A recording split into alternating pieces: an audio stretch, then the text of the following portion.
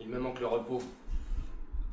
La douce insouciance qui fait de la vie un miroir, où tous les objets se peignent un instant et sur lequel tout glisse. Une dette pour moi est un remords. L'amour dont vous autres vous faites un passe-temps trouble ma vie entière. Mon ami, tu ignoreras toujours ce que c'est qu'aimer comme moi. Depuis 1 mois, j'erre autour de cette maison la nuit et le jour. Quel charme j'éprouve au lever de la lune, à conduire sur ces petits arbres au fond de cette place, mon cœur modeste de musicien, à marquer moi-même la mesure, à les entendre chanter la beauté de Marianne. Jamais elle n'a paru à sa fenêtre. Jamais elle n'est venue appuyer son front charmant sur sa jalousie. Et qui est cette Marianne, Célio? Est-ce que c'est ma cousine? C'est elle-même, la femme du vieux Claudio. Ah! Je l'ai jamais vue! Mais à coup sûr, elle est ma cousine, Claudio, elle fait exprès. Allez, conte-moi tes intérêts, Célio. Tous les moyens que j'ai tentés pour lui faire connaître mon amour ont été inutiles. Elle sort du couvent, elle aime son mari, respecte ses devoirs, sa porte est fermée à tous les jeunes gens de la ville. Personne ne peut l'approcher. Ouais! Est-elle jolie? Ce que je suis, tu l'aimes, cela n'importe guère. Célio, que pourrions-nous imaginer? Faut-il te parler franchement? Ne te riras-tu pas de moi? Mais laisse-moi rire de toi et parle franchement. En ta qualité de parent, tu dois être reçu dans la maison. Suis-je reçu? Je n'en sais rien. À te dire vrai. Admettons que je suis reçu. Il y a une grande différence entre mon auguste famille et une botte d'asperges. Nous ne formons pas un faisceau bien serré et nous nous tenons guère les uns aux autres que par écrit. Cependant, Marianne connaît mon nom. Faut-il lui parler en ta faveur? 20 fois j'ai tenté de l'aborder. 20 fois j'ai senti mes genoux fléchir en approchant d'elle. Quand je la vois, ma gorge se serre. J'étouffe comme si mon cœur se soulevait jusqu'à mes lèvres. J'ai éprouvé cela. Et c'est ainsi qu'au fond des forêts, lorsqu'une biche avance à petits pas sur les feuilles sèches et que le chasseur entend les bruyères glisser sur ses flancs inquiets, les battements de cœur le prennent malgré lui. Il soulève son arme en silence, sans faire un pas et sans respirer. Pourquoi donc suis-je ainsi? N'est-ce pas une vieille maxime parmi les libertins que toutes les femmes se ressemblent? Et pourquoi donc y a-t-il si peu d'amour qui se ressemblent? En vérité, je ne saurais aimer cette femme comme toi, Octave, tu l'aimerais, ou comme j'en aimerais une autre. Et qu'est-ce donc pourtant que tout cela? 2 yeux bleus, 2 lèvres vermeilles, une robe blanche et 2 blanches mains.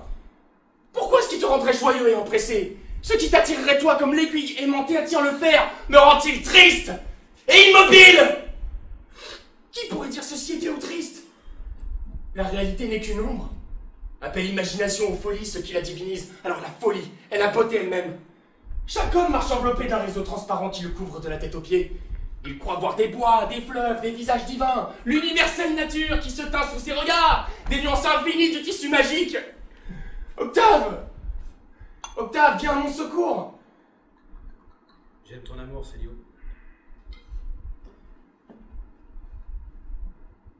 Il divague dans ta cervelle comme un flacon syracusain. Allez, donne-moi la main! Je viens à ton secours. Oh, attends un peu. L'air me frappe au visage et les idées me reviennent. Je connais cette Marianne. Elle me déteste fort sans m'avoir jamais vu. C'est une mince poupée qui marmotte des sans fin. Très bien, fais ce que tu voudras. Ne me trompe pas, je t'en conjure, il est aisé de me tromper. Je ne sais pas me défier d'une action que je ne voudrais pas faire moi-même. Si t'escaladais les murs. Entre elle et moi, tu m'aurais imaginaire que je n'ai pu escalader. Si tu lui écrivais. Elle déchire mes lettres, ou me les renvoie. Si t'en aimais une autre, allez, viens avec moi chez Rosamond. Le souffle de ma vie, Octave est à Marianne. Elle peut d'un mot de ses lèvres l'anéantir ou l'embraser. Vivre pour une autre me serait plus difficile que de mourir pour elle. Ou je réussirais ou je me tuerais. Octave, la voici qui rentre. Elle détourne la rue. Tiens-toi, je vais l'aborder. Y penses-tu dans l'équipage où te voilà? Essuie-toi le visage. Tu as l'air d'un fou. Voilà qui est fait, mon cher Célio. L'ivresse et moi, nous nous sommes trop chers l'un à l'autre pour ne jamais disputer, mais aucune crainte là-dessus. C'est le fait d'un étudiant en vacances qui se grise un jour de grand dîner, de perdre la tête, là, et de lutter avec le vin. Moi, mon caractère est d'être ivre. Ma façon de penser est de me laisser faire, et je parlerai au roi en ce moment, comme je parlerai à ta belle. Je ne sais ce que j'éprouve. Non, ne lui parle pas. Pourquoi? Je vais lui dire pourquoi. Il me semble que tu vas me tromper. Touche-la, je te jure sur mon honneur que Marianne sera à toi ou à personne au monde, tant que j'éprouverai quelque chose.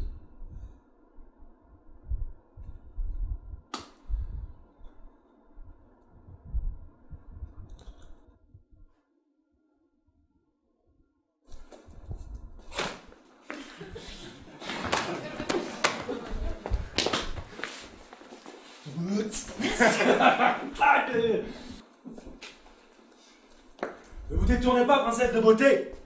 Laissez tomber vos regards sur le plus indigne de vos serviteurs. Qui êtes-vous? Mon nom est Octave, je suis cousin de votre mari. Venez-vous pour le voir? En trésologie, il va revenir.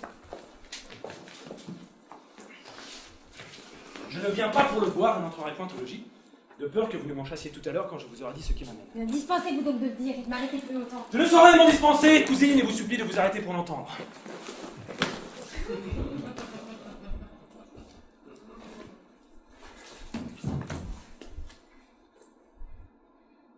Cruelle Marianne. Vos yeux ont causé bien du mal et vos paroles ne sont pas faites pour le guérir. Que vous avez fait, Célio? De qui parlez-vous? Quel mal ai-je causé? Un mal le plus cruel de tous, car c'est un mal sans espérance. Le plus terrible, car c'est un mal qui se chérit lui-même et repousse la côte salutaire jusque dans la main de l'amitié. Un mal qui fait pâlir les lèvres sous des poisons plus doux que l'ambroisie et qui fond en une pluie de larmes le cœur le plus dur comme la perle de Cléopâtre. Un mal que tous les aromates, toute la science humaine ne saurait soulager et qui se nourrit du vent qui passe, du parfum d'une rose fanée, du refrain d'une chanson et qui suce l'éternel aliment de ses souffrances dans tout ce qui l'entoure. Me direz-vous le nom de ce mal? Que celui qui est digne de le prononcer vous le dise. Que les rêves de vos nuits, que ces oranges et verts, que cette fraîche cascade vous l'apprenne, que vous puissiez le chercher un beau soir, vous le trouverez sur vos lèvres. Son nom n'existe pas sans lui. Est-il si dur à dire, si terrible dans sa contagion qu'il effraie une langue qui plaît dans sa faveur? Est-il si doux à entendre, cousine, que vous le demandiez? Vous l'avez appris à Célio. C'est donc sans le vouloir que je ne connais ni l'un ni l'autre. Que vous les connaissiez ensemble et que vous ne les sépariez jamais. Voilà le souhait de mon cœur. En vérité. En vérité, Célio est le meilleur de mes amis. Si je voulais vous faire envie, je vous dirais qu'il est beau comme le jour, jeune, noble. Et je ne mentirai pas. Mais je ne veux que vous faire pitié, Marianne. Et je vous dirais qu'il est triste comme la mort depuis le jour où il vous a vu. Est-ce ma faute s'il est triste? Est-ce sa faute si vous êtes belle? Il ne pense qu'à vous. À toute heure, il rôde autour de cette maison. N'avez-vous jamais entendu chanter sous vos fenêtres? N'avez-vous jamais soulevé à minuit cette jalousie et ce rideau? Et alors tout le monde peut chanter le soir. Cette place appartient à tout le monde. Tout le monde aussi peut vous aimer, Marianne. Et personne ne peut vous dire. Quel âge avez-vous? Si j'avais que 19 ans, qu'est-ce que vous voudriez que j'en pense? Vous avez donc encore 5 ou 6 ans pour être aimé, 8 ou 10 pour aimer vous-même, et le reste pour prier Dieu. Et bah pour mettre le temps à profit, j'aime Claudio, votre cousin et mon mari.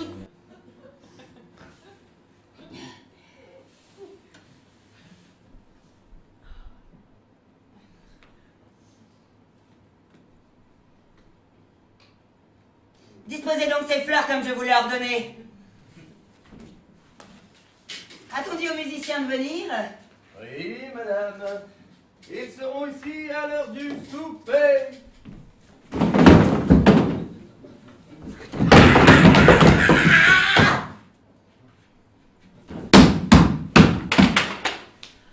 Ces jalousies fermées sont trop sombres. Qu'on laisse entrer le jour sans laisser entrer le soleil.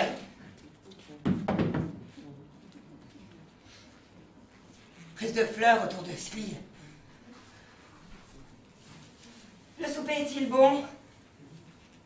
Aurons-nous la visite de notre voisine, la comtesse? Bergoli? Oui. À quelle heure est sorti mon fils? Pour être sorti, il faudrait d'abord qu'il fût rentré. Il a passé la nuit dehors. Vous savez pas ce que vous dites. Il a soupé hier avec moi et m'a ramené ici.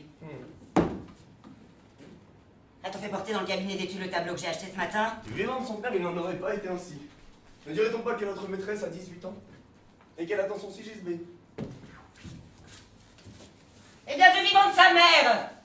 Il en est ainsi, Malvolio. Qui vous a chargé de veiller sur sa conduite? Songez-y que Célio ne rencontre pas sur son passage un visage de mauvais augure. Qu'il ne vous entende pas grommeler entre vos dents comme un chien de basse-cour à qui l'on dispute l'autre qui veut ronger. Par le ciel, pas un de vous ne passera la nuit sous ce toit.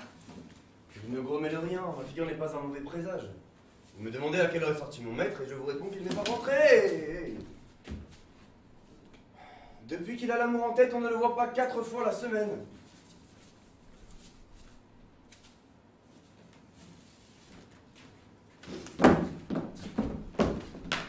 Pourquoi?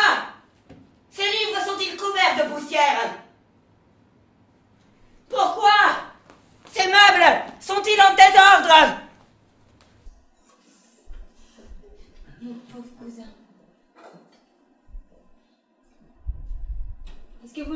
sort des femmes.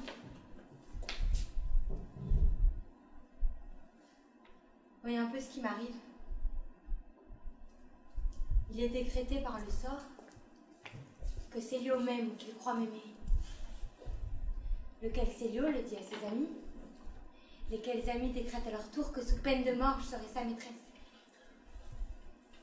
On daigne m'envoyer en votre personne un digne représentant chargé de me faire savoir que j'ai à aimer le dit Seigneur Célio d'ici à 8 de jours. Faisez ça, je vous en prie. Si je me rends, qu'est-ce qu'on va dire de moi? C'est pas une femme bien abjecte que celle qui obéit à point nommé à l'heure convenue à une pareille proposition? On va pas la déchirer à belles dents, la montrer au doigt, faire de son nom le refrain d'une chanson à boire. Si elle refuse, au contraire, y a-t-il une statue qui soit plus froide qu'elle? Y a-t-il un monstre qui lui soit comparable? Et l'homme là qui ose l'arrêter en place publique, son livre de messe à la main, il a le droit de lui dire: vous êtes une rose du Bengale, sans épines, sans parfum. C'est pas une chose bien ridicule que l'honnêteté et la foi jurée. La fierté d'un cœur qui s'est figuré qu'il vaut quelque chose, qu'avant de jeter au vent la poussière de sa fleur chérie, il faudrait juste que le calice en soit baigné de larmes, épanoui par quelques rayons de soleil, entrouverte par une main délicate. Tout ça, c'est un rêve. C'est une bulle de savon. Ça doit s'évaporer dans les airs au premier soupir d'un cavalier à la mode. C'est quoi une femme? L'occupation d'un moment. Une coupe fragile qui renferme une goutte de rosée qu'on porte à ses lèvres puis qu'on jette par-dessus son épaule. Une femme, c'est une partie de plaisir. D'ailleurs, quand on en rencontre une dans la rue, on pourrait se dire: tiens, on a une belle nuit qui passe.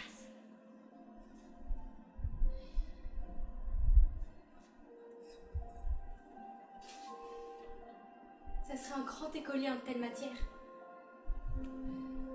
Celui qui baisserait les yeux devant elle. Qui se dirait tout bas: ouais, voilà, peut-être le bonheur de ma vie entière. Mais je la laisse passer. Je la laisse passer.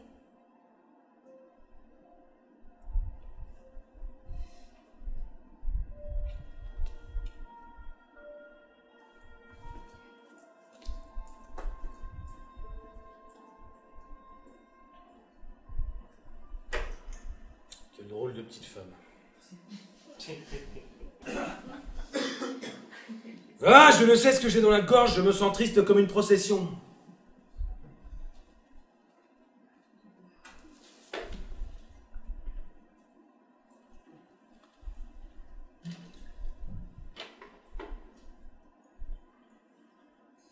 Voilà le jour qui baisse.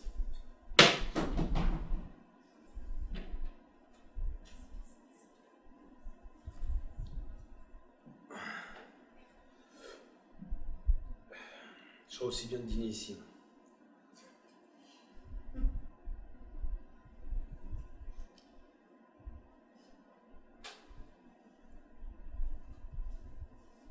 Est-ce que j'ai envie de dormir? Je me sens tout pétrifié.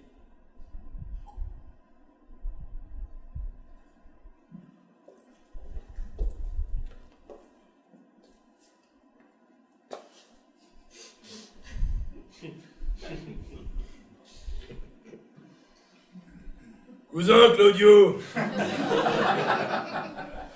vous êtes un beau juge. Où allez-vous si couramment? Qu'entendez-vous par là, Seigneur Octave? Ah, j'entends par là que vous êtes un magistrat qui a de belles formes. De langage ou de complexion? De langage, de langage. Votre perruque est pleine d'éloquence et vos jambes sont de charmantes parenthèses. Soit dit en passant, Seigneur Octave, le marteau de ma porte m'a tout l'air de vous avoir brûlé les doigts. Et en quelle façon, juge plein de science? En y voulant frapper, cousin plein de finesse. Ajoute hardiment plein de respect, juge, pour le marteau de ta porte. Mais tu peux le faire peindre à neuf, sans que je craigne, sans que je craigne de m'y salir les doigts. En quelle façon, cousin plein de facétie? En n'y frappant jamais, juge plein de causticité. Cela vous est pourtant arrivé. puisque ma femme a enjoint à ces gens de vous fermer la porte au nez à la première occasion. Tes lunettes sont mieux, juge Pingras. Tu te trompes d'adresse dans ton compliment. Mes lunettes sont excellentes, cousin plein de riposte. N'as-tu pas fait à ma femme une déclaration amoureuse? Et à quelle occasion, subtil magistrat? À l'occasion de ton ami Célio, cousin. Malheureusement, j'ai tout entendu. Et par quelle oreille, sénateur incorruptible? Par celle de ma femme qui m'a tout raconté, Godelure, chéri. Tout absolument, juge idolâtré. Rien n'est resté dans cette charmante oreille. Il y est resté sa réponse, cher pilier de cabaret, que je suis chargé de te faire. Mais je ne suis pas chargé d'entendre, cher procès-verbal. Ce sera donc ma porte, en personne, qui te la fera, aimable croupier de roulette, si tu t'avises de la consulter. C'est ce dont je ne me soucie guère, chère sentence de mort. Je vivrai heureux sans cela. Puisses-tu le faire en repos, cher cornet de pastis. Je te souhaite 1000 prospérités.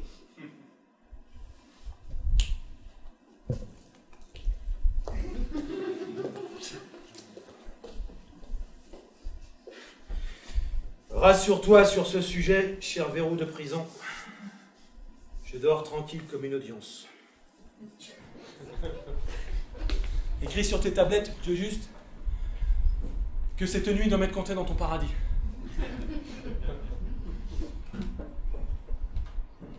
Est-ce bien vrai que t'as un paradis?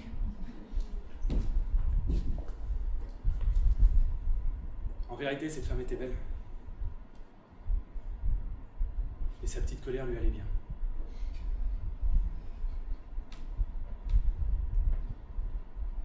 D'où venait-elle? C'est ce que j'ignore.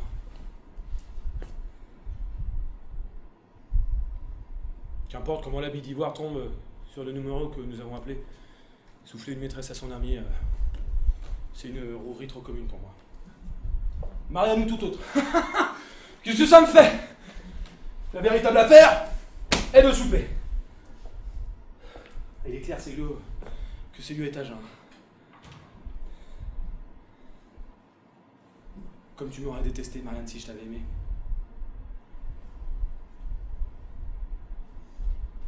Comme tu m'aurais fermé ta porte. Comme ton bel litre de mari t'aurait paru un Adonis. Un Sylvain en comparaison de moi.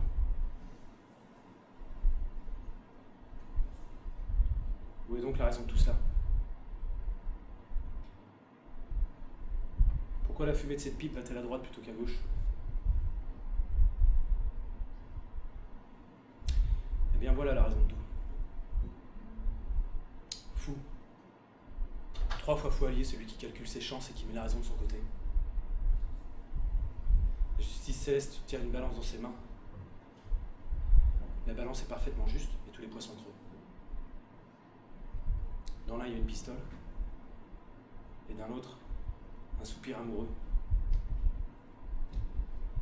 Dans celui-là, il y a une migraine, et dans celui-ci, il y a le temps qu'il fait. Et toutes les actions humaines s'en vont de haut en bas selon ses poids capricieux. Monsieur, voici une lettre à votre adresse.